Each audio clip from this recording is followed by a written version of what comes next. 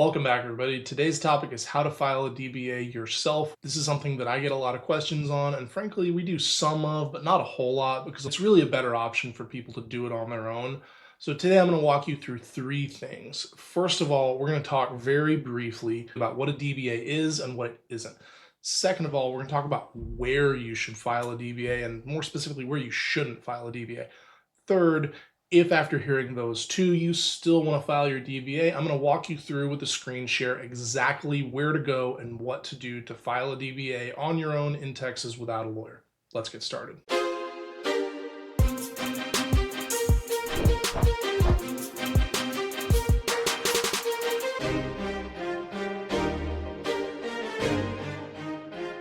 So first of all, let's talk about what a DBA is and what a DBA isn't. A DBA, also known as an assumed name in the state of Texas, is a nickname.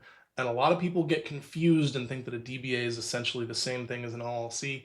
I'm not exactly sure where a lot of this comes from, but I've seen it over and over and over. So maybe there's some bad advice video out there, bad book. I don't know what it is. Anyway, I talk about this in a lot more depth in another video. I'm going to try to put a link or I don't know if the link or card's up here, wherever. I'll try to put a link there. You can watch that if you would like a longer, more in-depth explanation. But the short version is, I want you to think about an LLC, corporation, limited partnership as a suit of armor. You have correctly sized it. You can fit into it. It covers all the spots that it needs to cover. You've maintained it. You've oiled it. A DBA, on the other hand, is just a name tag that you've slapped on that suit of armor.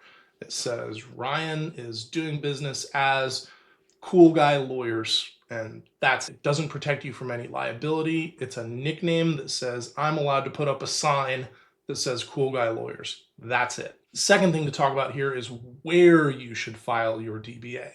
Now, here's the part that a lot of people mess up. If you go down to your local county clerk's office and you tell them you want to do an assumed name certificate, this is the thing they're not going to tell you. They will take your money and they will give you an assumed name, but your assumed name is only good for one county. I'm going to show you how to get, for the same price, an assumed name that's good in every county in the state of Texas. And the secret, and it's not really a secret, is that you file your DBA with the state of Texas. You don't file it with your local county.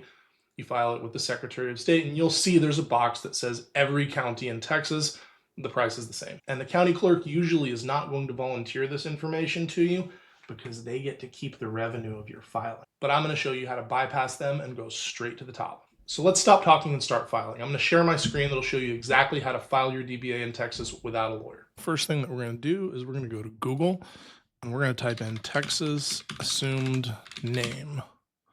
And you can type in certificate 2 if you want. And we're going to search that. And we're going to ignore this because they're going to charge us a bunch of extra money to do something really easy. And this is the one that you want. And I want you to pay attention to the address in case your web search results are a little bit different from mine, where it says sos.state.tx.us, or it says Texas Secretary of State. This is the right form.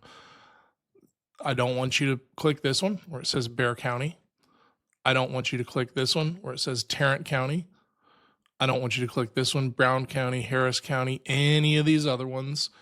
And I definitely don't want you to click the sponsored result unless you want to pay twice as much for doing the same thing. Let's click that one. And what we're going to pull up here is the Form 503, which is an assumed name certificate. So the first couple of pages are important stuff that you should read. We're going to skip it for now because you can read it on your own time. I know y'all don't want to spend 30 minutes watching this video. So first blank here in the assumed name, we're going to type in what we want our DBA or what we want our assumed name to be. So we'll choose best lawyers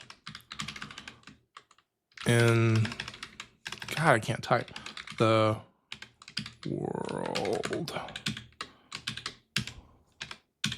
All right. And the legal name of the entity, this will be the actual name of your LLC. We'll use me. So that's the actual legal name of your entity, whereas this one is the assumed name of the DBA that you want. So here you check the box for what type of entity you have. For mine, it's a limited liability company. Then the file number, if any, issued to the entity by the Secretary of State. Now you might be saying, what the hell is a file number? I have an example right over here that I pulled up from Edgar. See right here where I'm moving my mouse where it says filing number 801-409-097. That's for that entity. I have no idea who these people are.